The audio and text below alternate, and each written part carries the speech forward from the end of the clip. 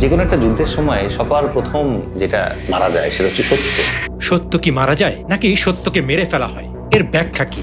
ইরানের একজন কমান্ডারকে যখন জিজ্ঞেস করা হলো যে আমেরিকা তো বলতেছে যে তোমাদের ছাতু করে ফেলবে, মাটির উপরে যা আছে সব গুঁড়ায় দিবে, তখন নাকি বলছে যে আমরা তো মাটির উপরে রাখি নাই, সেই জন্য কিছু আমরা তো মাটির নিচে রাখছি। ইরানের মাটির নিচে কি রাখা আছে? তুমিও যেহেতু নিরাপত্তা দিতে পারছো না, তাহলে বাবা তুমি মাফ করো, তুমি যাও, আমি ইরানের সাথে আমার মতো করে দেখি যে কিভাবে মিটমাট করে নেওয়া যায়। মধ্যপ্রাচ্য তাহলে কি নতুন করে ভাবছে?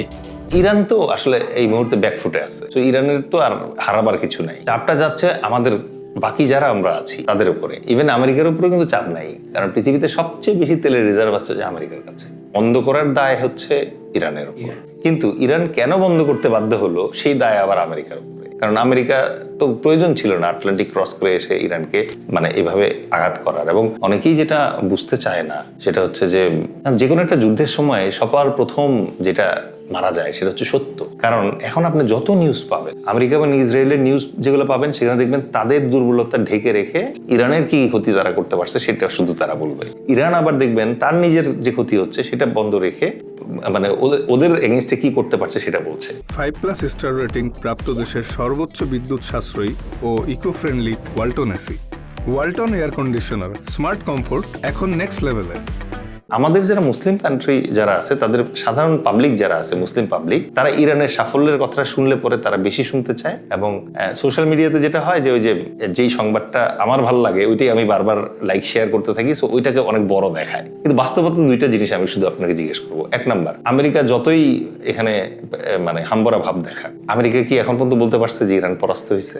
তার মানে হচ্ছে আমেরিকা যতই তার দম থাকুক, সে আসলে এখন যেতে নাই, এটা এক। আর দুই নাম্বার হচ্ছে, আমেরিকার মতো শত্রু যখন ইরানের উপর আক্রমণ করে, তখন কি আপনি মনে করেন যে ইরান আসলে খুব আরামে আছে? তার মানে ইরানে ভয়ঙ্কর ক্ষতি হয়েছে।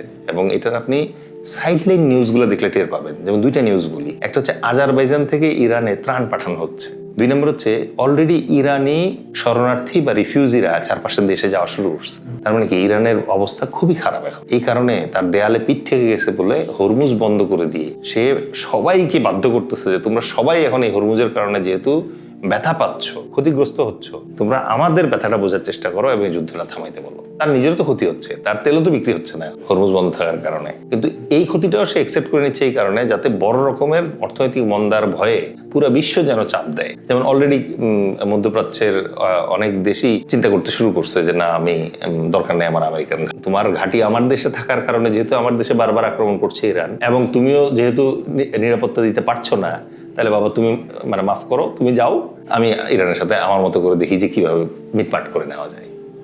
ইরানের আর কোনো অপশন নাই যুদ্ধ করা ছাড়া, কারণ সে যদি এখন সারেন্ডারও করে, তারপরেও তার পরিণতি হবে লিবিয়ার মতো অথবা ইরাকের মতো, তো ওটা তো লাভ নাই।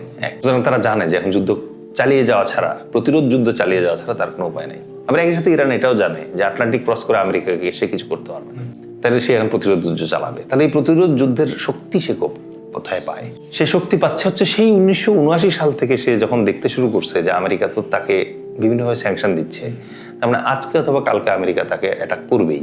এই বিশ্বাস থেকে তারা বিভিন্ন ধরনের প্রস্তুতি নিয়েছিল। এই প্রস্তুতিটা মূলত ছিল প্রতিরক্ষা সূচক প্রস্তুতি। এরকমও কথা আছে যে ইরান ইরাক বর্ডারের নিচে হামাসের যেরকম টানেল ছিল, এরকম টানেল সিটি আছে ইরানের, যেই সিটির ভিতরে তারা এই ধরনের বিভিন্ন ধরনের যে ক্ষেপণাস্ত্রগুলো আছে, ফাত্তা, খায়বার, এগুলো লুকিয়ে রাখে।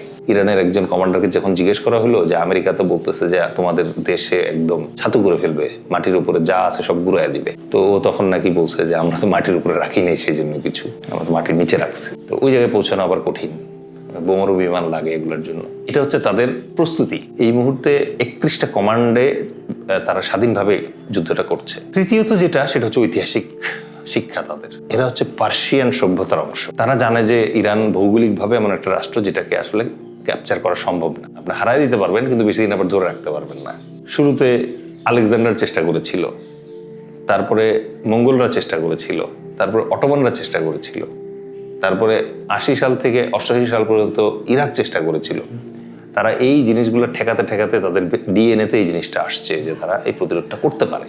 সো এই হচ্ছে তিনটা জিনিস, যে তিনটা জিনিস তাদের ভেতরে ওই মানসিক শক্তিটা দিয়েছে, যেটা দিয়ে তারা এই যুদ্ধটা এখন চালাচ্ছে বলে মনে হয়। অবশ্যই এটা ধরেন আজকে আপনি একটা জাতির কথা কল্পনা করেন যে এরকম একটা প্রেশারে একটা জাতি পড়লো, এই জাতির ভিতরে যদি ধরেন যে প্রচুর পরিমাণে গাদ্দার থাকে, প্রচুর পরিমাণে মানে মন ছোট দুর্বল থাকে, তাহলে তারা কি করবে? তারা এই যুদ্ধে আর কেউ অংশগ্রহণ করবে না, তারা রিফিউজি হিসেবে পালাবে, তারা রাজাকার হয়ে গিয়ে প্রতিপক্ষকে হেল্প করবে। ইরান যেহেতু ঐতিহাসিকভাবে নিজেকে রক্ষা করে অভ্যস্ত, সুতরাং এই জাতিটার ভেতরে ওই জিনিসটা আছে। প্রয়োজনে শাহাদাত বরণ করব, পরাজয় মেনে নিব না। যদি ইরান আসলে দুর্বল জাতি হতো, তাহলে তো 54 বছর ধরে 55 বছর ধরে আমেরিকা এত প্রেশার দিলে এতদিন তো ক্র্যাশ করতো।